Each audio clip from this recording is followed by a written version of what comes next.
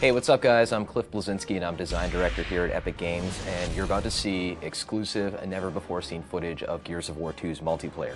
Now, the first Gears was a success online, everybody plays it, they're still playing it, but we wanted to really take the game to the next level, and we have many more new multiplayer modes, we have new characters, we have new arenas, new execution moves. It's really a whole new game, and I think you're really going to like it, so let's check it out.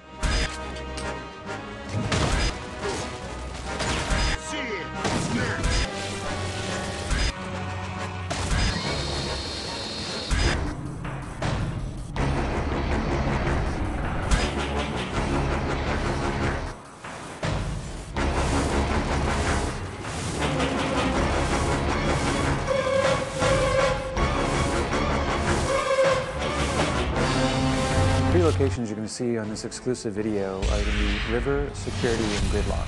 And so the thing that's really interesting about them is that two of them are brand new, and one is a reimagining of the Gears 1 map, Gridlock, which is sort of the baseline for all Gears maps.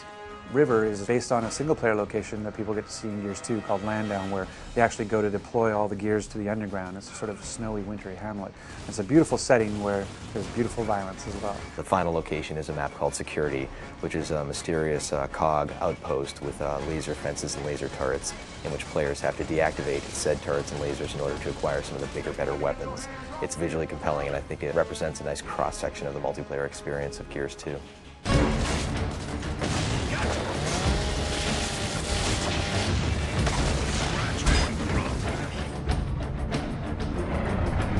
For Gears of War 2 multiplayer, there's a bunch of new things, and one of the biggest ones actually is that we've increased the player count. So we wanted to make Gears 2 multiplayer bigger, better, and more badass. One of the easiest primary ways we could do that, bang for buck, is to go to 5-on-5. Right now it really feels like a really good number of 10 players in the battlefield taking one another out, and it really kind of rounds things out nicely. We really want to make sure that whatever multiplayer mode we do is true to sort of the Gears vibe, that Gears universe version. So capture the flag. Imagine you had a flag, but the flag is a living person and armed with a shotgun and defending itself. So you actually are playing capture the flag with a flag that could kill you. And so you have to go and you have to basically capture the flag by downing him and picking him up as a meat shield, and then you have to drag him back to this location to score a point. So it's capture the flag but done Gear style. So another mode that we're showing is again sort of a reimagining of a known style, which is the Wingman, where it's you and a partner playing against everybody else. We used to call it 2v2, v2, v2, v2. The fact that Gears is really all about co-op, it didn't feel right to have this sort of just last man standing kind of gameplay. It didn't resonate in our world. So when we looked at how we'd want to have that kind of gameplay, it really felt more like it had to be sort of a co-op experience. The third mode that you'll get to see in this exclusive video is something we call Guardian.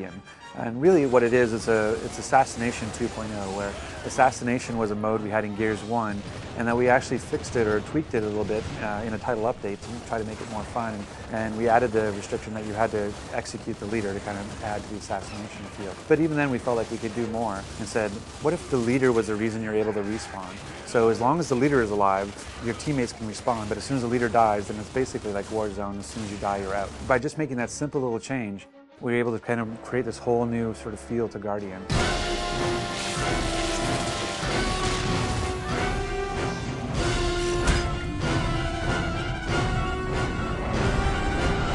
So some of the new weapons that we have in Gears of War 2 include the Scorcher, which is one of my personal favorites. It's essentially the flamethrower from hell. It is basically the most beautiful but deadly flamethrower ever conceived in a video game. Then we also have the Gorgon, which is a Locust burst pistol, which is tremendously powerful and also very heavy.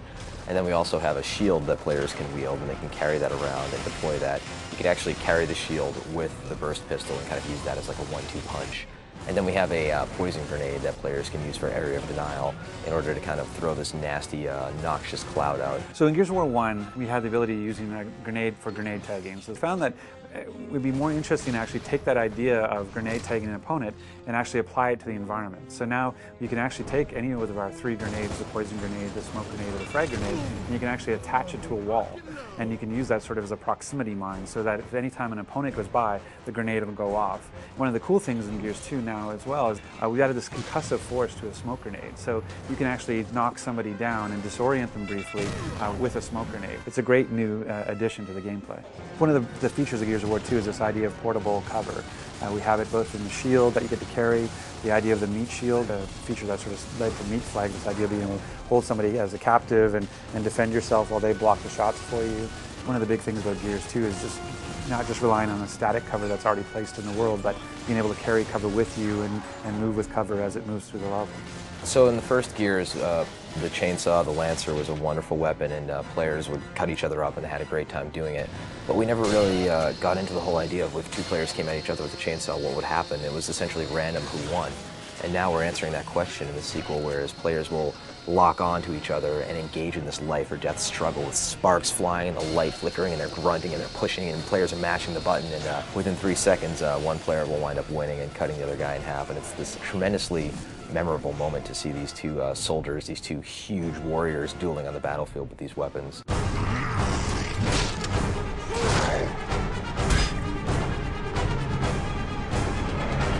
In Gears 2, when you knock somebody down but not out, first of all, they can try and crawl away from you. But if you do happen to get a hold of your enemy, you can first take them hostage, which is called meatbagging them, so you're kind of holding them as a human hostage, human shield. You can also finish them off by then breaking the character's neck and dropping them on the ground. Or if you want to, while the foe is crawling away, you can hit the Y button to do an execution. And there's all sorts of crazy ones, from using the long shot sniper rifle like a sledgehammer, to using the torque bow to popping the enemy's head off, to climbing on top of them and just beating the crap out of them.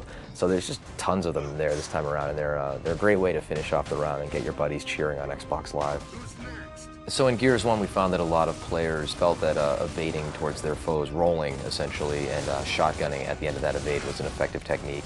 And that really wasn't the game that we envisioned. So we hooked in this idea of stopping power, whereas players get shot and actually will slow down progressively with more bullets, so that players can no longer just run blindly at each other, gladiator style. They actually have to be a little bit more tricky and use the cover system and flank and deal with suppressing fire from their buddies in order to really earn their kills this time around. Gears 2 is bigger, better, and more badass, and the multiplayer most certainly shows that. We have amazing new game modes. We're shipping with at least 7. We have great new multiplayer arenas. We have nasty new weapons, grisly new executions, a larger scale of the multiplayer, and I think players are going to be pleasantly surprised with the complete package that we're delivering for them.